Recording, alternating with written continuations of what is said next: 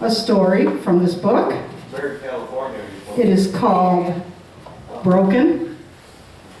And it's a short story anthology, and it's basically, I wrote this book from the standpoint of my thoughts on love.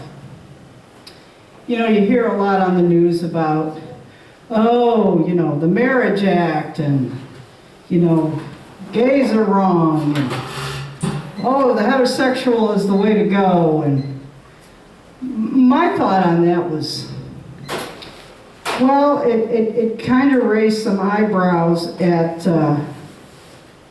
after this was written. But basically this book, it was written from this point of view, and that is that love transcends all thought and reason. It takes many forms, and in all of them it is beautiful. And those words came to my mind, and shortly thereafter came all the stories. So this is the first one in the book, and it is entitled Broken. And here we go. In the end, Chris decided it had all been about the snow. If he hadn't trusted the weatherman, or had managed to pack up and leave before Lee showed up with that package, everything would be different now. But there was the snow, and it was suicide to drive in a storm like this. He slouched on the couch and scowled. He wanted to get on the road. He wanted to put as many miles between himself and Buffalo as possible. One suitcase, 2 guitars, and 2 amps sat by the door, beckoning him.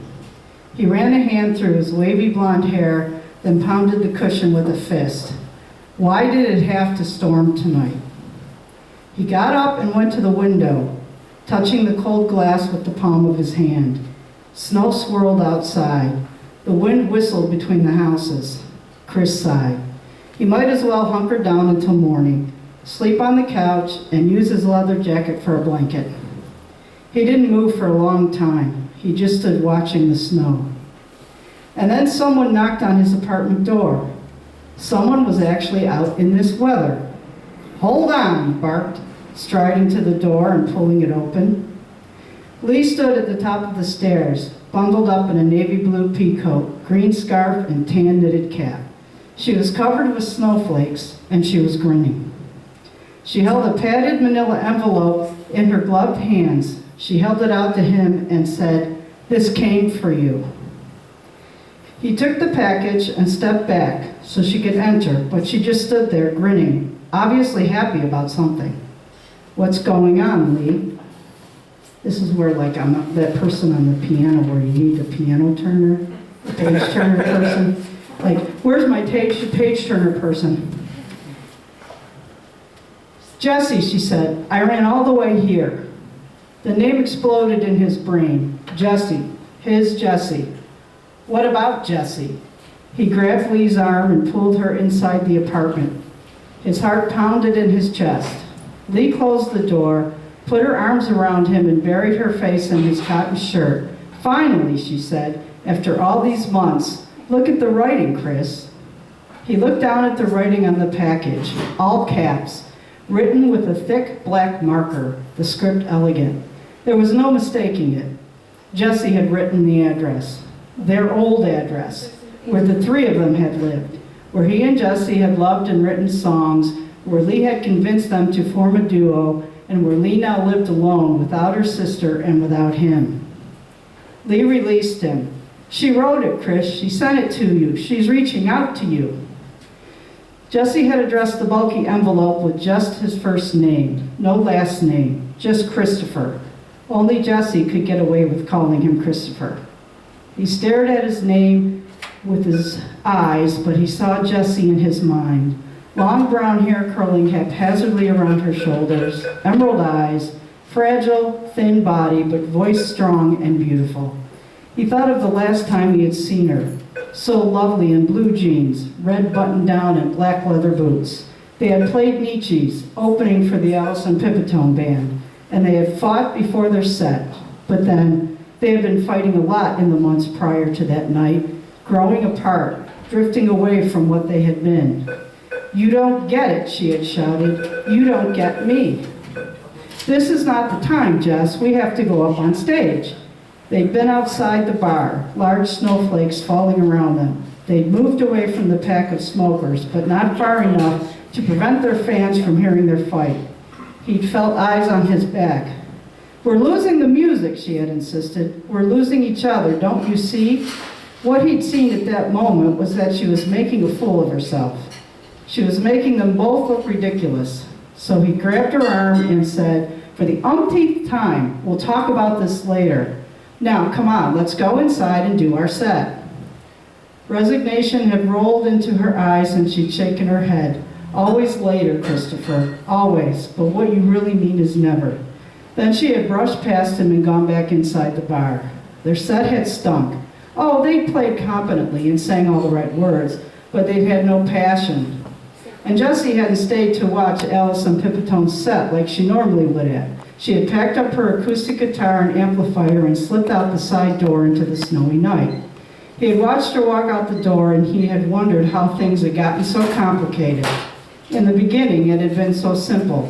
They had laughed and loved, written songs, sang them, and reveled in happiness. When had it changed? When had she gone from carefree, "Whatever you want, Chris," to "We have to make plans, we have to make a commitment, Chris"? When had she changed, and why had she changed? Furious with her, he let her walk out Nietzsche's side door, and he hadn't seen her since. "You're leaving," Lee shouted, the anger in her voice dissolving all his memories. "Oh God, you're leaving just like she did." She pointed at his suitcase, guitars, and amps. He couldn't deny it. All that was left in the apartment was the battered couch and the picture of him and Jessie that sat on the built-in bookcase. He packed the picture, then unpacked it. Why take it? It no longer meant anything. Lee grabbed his wrist. "Where are you going?" He shrugged. "Wherever I end up." "And you weren't going to tell me? You weren't going to say goodbye? Just like Jessie, Chris? Is that what you were going to do?" "I was going to call you when I got settled," he said. "Really? Jessie never called, did she?" "Until now." She snatched the envelope from him. "And you're going to answer her call before you go anywhere." She tore the envelope open and a black guitar strap fell out, its metal buckle thumping on the wood floor. They both stared at it, unable to speak. Was it the guitar strap he'd given her their last Christmas together? He'd had her name embroidered on it in purple thread. Was this her way of cutting the final chord, of saying the final goodbye? He picked up the strap with trembling hands. He turned it over and read his own name, embroidered in blue letters, Christopher. She'd chosen blue, his favorite color. Lee gasped. Their eyes met. "God," he thought, "you look so much like your sister. And God, I miss you, Jessie. I miss you." He stared in disbelief at the guitar strap. What did it mean? Did she still love him? Did she want him? "There has to be something more," Lee said, and peered inside the envelope. She pulled out a folded piece of paper. Her hand shook as she held it out to him. He could barely swallow as he unfolded the note. She had written, "Please tell me we can fix this, Christopher. There's no music without you." She hadn't signed her name. Instead, she had written a phone number. Dare he dial it? Was he really who she needed? Could they really fix this? 10 long, torturous months he had lived without her. He and Lee had come home from Nietzsche's that night to find Jessie gone. The note she'd left had said simply, "It's broken, Christopher. I have to go." At first, he thought she'd only be gone a few days. He couldn't see her leaving Buffalo, the city she loved. But days had turned to weeks and then to months, and Jessie hadn't come home or called. And when at last he'd accepted that she had meant it, that she had truly left him, he had realized that there was no music without her, no songs to write, no shows to perform. He couldn't go on stage without her. He couldn't live without her, especially not in Buffalo, the city he had driven her from. So he had sold all his belongings and packed the few things that remained. And then the snow had come, and with the snow, he looked at the guitar strap. He looked at the phone number. He looked at Lee. She nodded. He grinned. He pulled his cell phone out of the holder on his belt and he dialed the number. When she answered, he said, "We can fix it, Jessie. Come home." "Christopher," she said, "I'm on my way."